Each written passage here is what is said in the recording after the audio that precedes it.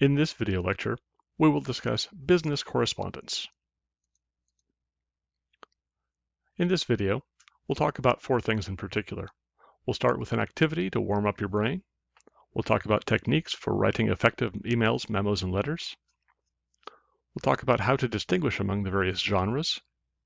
And we'll ask you to reflect what it is that you learned today. Please have some sort of note-taking materials out and use them while you're watching the video. If you just sit passively, you won't remember a whole lot and you won't be able to use these ideas. But if you take notes, you will remember, you'll be able to use them, and you'll succeed, not only in this class, but in life. Our short activity.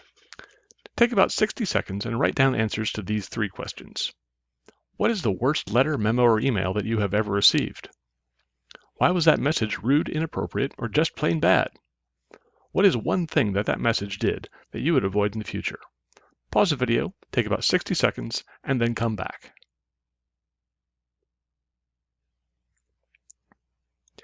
Now that you've seen and taken your comments, my favorite here is this one. I received this in 2006 from a student, and I was so spectacularly bad that I just needed to keep it. So, why was this so bad?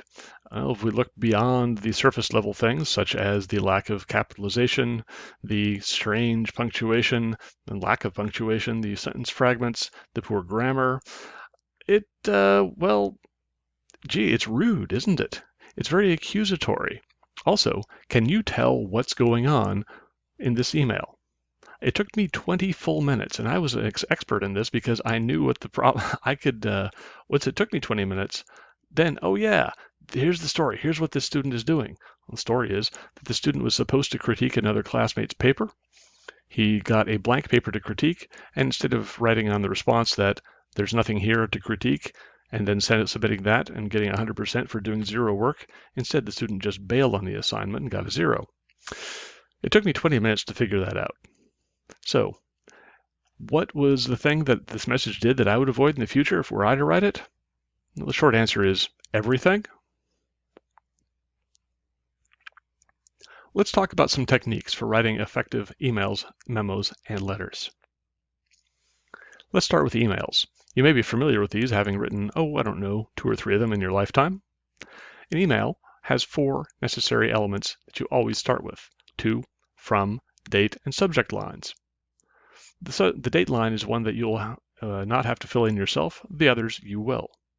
The main body, you want to start with the salutation, a hello or dear so-and-so, the body text, the ideas that you were trying to get across, and then your closing. Please note, some of you are thinking, wait a minute, while I'm at work, I just use email like Post-it notes. I wrote 2 or 3 lines, hit send, and then boom, there it goes. Well, that's absolutely true. You can do that. That's fine. Nothing wrong with that. But in a given context, you can do that. The things we're talking about here, these are more formal emails. Some of the things that you can do. You can use short paragraphs. Readers will be able to skim the email and find your information much more easily. Avoid quote-unquote walls o' words. When you write these short paragraphs, put the key pieces of information at either the beginning or the end of the paragraph. If you put it in the middle, you are quote-unquote burying your information. Always include specific details so that your reader can understand what's going on. If you make vague generalizations, do you remember, talk to me about the thing, I got the stuff for you. The reader will have no idea what's going on. The more concrete details you can give, the better off you will be, and the more understandable you will be, and the more likely you'll be to get a positive response that you want. Memos are very similar to emails. Matter of fact, emails were based on memos. They start with to lines, from lines, date lines, and subject or re lines. Please note that the date line, it's usually a good idea to spell out the full month name. For example, 7/4, what day is that? It's either the 4th of July or April the 7th, depending on the context you're in. So it's a better idea to write it out all the way. In the main body then, you'll just have body paragraphs. We'll talk a little bit now about what those body paragraphs are and how you can structure them. Why do these memos even exist, though? Here's the big deal. Memos are used for all sorts of things for internal purposes. They're used for progress reports, meeting minutes, incident reports, directives, responses to inquiry. There are all sorts of possibilities. Again, these are internal documents. They're sent from one person inside an organization to another person inside that same organization. You would never write a memo outside an organization.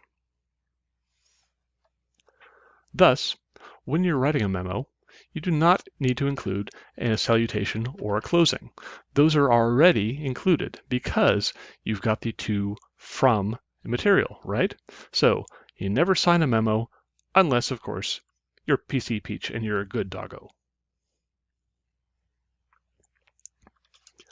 Memo contents.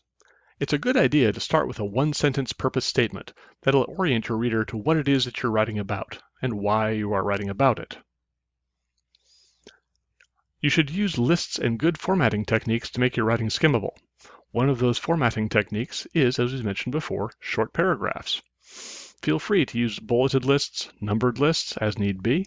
Also, feel free to use headings inside a memo. It's just fine.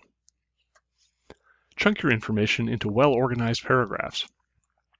Every time you change a subject, hit enter, start yourself a new paragraph. Use plain language, ideally, when you're writing memos. You want to avoid pompous phrasing, for example, in the last line of this sample we have here. Be giving timely public notice thereof. At the time, this is an old document. Sure, 1813, that's how they wrote at the time. Great, fine, whatever. In today's modern society that we live in, yeah, we don't write like this. Keep it simple. Letters.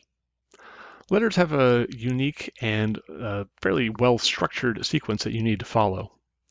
You'll have your address, your return address up at top, a date line, the recipient's address, also known as the inside address, a salutation, the main body, and a complimentary closing. I'm going to go over a couple of ideas in this if you look at the sample on the right-hand side. Please note, your address. What's included in that? Notice that your name is not included there. That's typical. If you have a company name, you can put it up there, but if you're writing from yourself as an individual, you aren't going to put that up there. Then you have a space between the return address and the date line. Again, the month is spelled out. You have a space between the date line and the inside address. The inside address, it does not include any unnecessary information. It's a fairly standard thing that you'll see on an envelope. There's a space between that and the salutation. Please note the salutation has a special couple of rules. It starts usually with "Dear so-and-so." Do you need to include the word "dear"? No, but it's polite if you do. It makes things more less abrupt. If the message is started with "Mr. English," well, it's a bit startling, isn't it? "Dear Mr. English." That works a little bit better. Also notice, Mr. English. The recipient is Ernie English, but they didn't say "Dear Mr. Ernie English." Why is that? It's because if you receive a message something like that, it's going to sound like a computer has just stuffed a name in there. Whereas if it says "Dear Mr. English," clear, you've done some research, you know who the person is, you're writing to this individual person, and you're referring to them politely. So it may be Mr., it may be Ms., it may be Doctor, whatever it may be, use that honorific. Then, at the end of that salutation line, notice there's a full colon, 2 dots, one above the other. That's what you use for a formal letter. Some of you may be used to putting a comma there. That's fine for a friendly letter. "Dear Mom, comma." Great. But "Dear Mother, colon," oh, that's very formal. You wouldn't do that. Then we'll talk a little bit about the body and the closing as we go along here. But we'll tell you what, we'll talk about the body in the next slide. I'll talk about the closing here right now. Please note, you have some sort of complimentary close, "Sincerely," there's a signature line, and then the type name. You can also, as need be, underneath the type name include some of your contact information. Let's talk about the main body of a letter. In the body, there's a sequence of ideas it's a good idea to follow. You'll have an introduction, and then, beyond the introduction, you'll have a narration, a petition, justification, and action conclusion. The narration. A narrator is a person who tells a story. Therefore, what you need to do is tell the story of what's going on. The petition. A petition is a request. It's a request for getting something from the reader, doing something for the reader. Whatever it may be, it's the big, hey, I want blank in this letter. The justification explains why is it a good idea, what's in it for the reader, something like that. So think about this as a story. Here's what's going on, here's what I want you to do, here's why you should do it. Then the action conclusion, you'll wrap up with reminding the user to do that very thing. When you're writing the paragraphs, use strong topic sentences in each one. Always focus on the recipient's needs as well. What does that user need to know? How will whatever you're talking about benefit the reader? And then the action conclusion, specify what is it that you want the user to do. If you specify it, you're more likely to get the user to follow through. If you use sort of a limp noodle ending like, see you soon, I hope, you aren't going to get anything. Notice, please, we would like you to do this by this date. Oh, okay, great. You're more likely to get your results. Let's distinguish between these various genres of communication. Here's a little cheat sheet. Take a look at this thing. I'm not going to go through it in detail, but it is here for you to help figure out what is different between all of these genres and how do they fit with each other. A brief activity. There's a letter, an email, and a memo that are posted on the D2L discussion forum. Write brief answers to these questions about each document and post your answers to D2L. What are the purpose, audience, and context for each message? How does the genre affect the various messages' purpose, audience, and context? Give an example or two. What major formatting differences do you see between the letter, memo, and email? What looks different? Make a list of the different features. And do you see any mismatches between what the documents are doing and what their messages are trying to do? Once you've done this, think about these ideas. What was the most important thing you learned from this PowerPoint and next activities? And how do you think you'll apply what you learned to future work, either in class or out of class? Again, post your answers to these questions to the D2L discussion forum. Thanks very much, everybody, for watching. And special thanks to the Slides Carnival people for creating the presentation templates, the photographs from online, the presentation content from the opentc.com, your free online textbook, and Sarah Doan, PhD, one of the Technical Communication Interactive Design Department faculty, who designed this PowerPoint. Thanks very much. And if you have any questions, please feel free to contact me, Dr. Arnett, JARNET11 @kennesaw.edu. Thanks. Have a great day.